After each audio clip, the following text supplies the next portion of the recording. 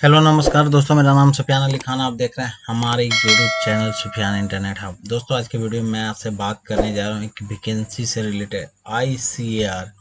तो यहाँ पर IARI जो है, यहाँ पर ICAR IARI, तो यहाँ पे वैकेंसी लेके पिछले साल भी आई थी, इस साल भी इनका वैकेंसी आया है। तो इसकी कंप्लीट जानकारी दे देंगे। एक वैकेंसी पहले भी ये आई थी, इसका क्या क्राइटेरिया है, क्या है।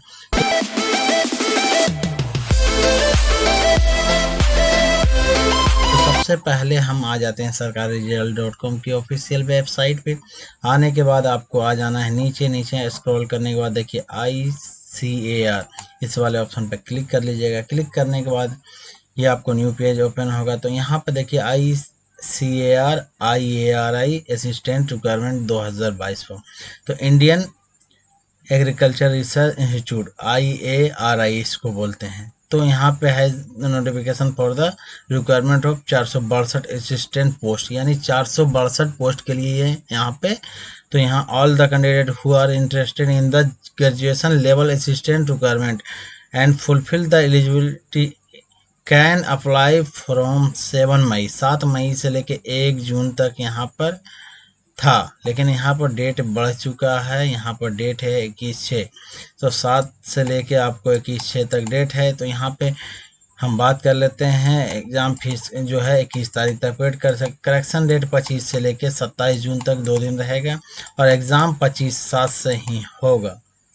25/7 से होगा, तो अगले महीना में यानी कि जुलाई में एग्ज़ाम इसका होगा। क्राइटेरिया की बात कर लेते हैं। जनरल OBC और EWS के लिए 1200 रुपये का यहाँ पे पेमेंट रखा गया है। तो आप देख सकते हैं कि 1200 रुपये का पेमेंट यहाँ पर आगे रखा गया, और SC ST के लिए यहाँ पे 500 रुपये का पेमेंट रखा गया। देखिए SC ST के लिए 500 रुपया, और फीमेल कैंडिडेट के लिए भी 500 रुपये का पेमेंट है। अब आ जाते हैं नीचे। एज लिमिट जो इसका है, एज लिमिट आपको देखिए हाईलाइटेड यहाँ कर देते हैं, क्योंकि 1/6/2022 के आधार पर ही आपको होना चाहिए 20 से लेकर 30 साल। 1/6/2022 पे अगर आपको नहीं पता है आपका एज घट रहा है या क्या, तो कैसे निकालना है, तो उसे निकालने के लिए सबसे पहले आपको कर लेना है कैलकुलेटर। यहाँ पे एज कैलकुलेटर सर्च कीजिएगा। उसके बाद आपको यहाँ पे ये कैलकुलेटर ओपन हो जाएगा। तो यहाँ पर सबसे पहले ऊपर में आप अपना डेट ऑफ बर्थ डाल लीजिएगा। नीचे में जब से पूछ रहा है 1/6, तो यहाँ पर मान लीजिए ये पूछ रहा है 1/6/2022, तो 1 तारीख यहाँ पर हम डाल लिए, 6 तारीख डाल लिए, छठा महीना या जून, और 2022 हो गया। अब डेट ऑफ बर्थ में यहाँ क्राइटेरिया मान लीजिए 1 तारीख है, और 1 तारीख है 2000 जिसका है डेट ऑफ बर्थ। तो देखते हैं यहाँ पे उनको दिया जाएगा या नहीं दिया। तो उनका 22 साल पूरा है, तो वो भर सकते हैं, यानी कि 2002 से कैंडिडेट भर सकते हैं। तो यहाँ पे अब आ जाते हैं नीचे। नीचे आने के बाद जो है देख लेते हैं पोस्ट। असिस्टेंट में 462 पोस्ट। अब bachelor degree in any stream और any requirement university in India, तो इंडिया की किसी भी यूनिवर्सिटी से वो ग्रेजुएशन पास है तो इसको भर सकते हैं। यहाँ पे जनरल के लिए 479 पोस्ट है, EWS के लिए 26 पोस्ट है। अब यहाँ पे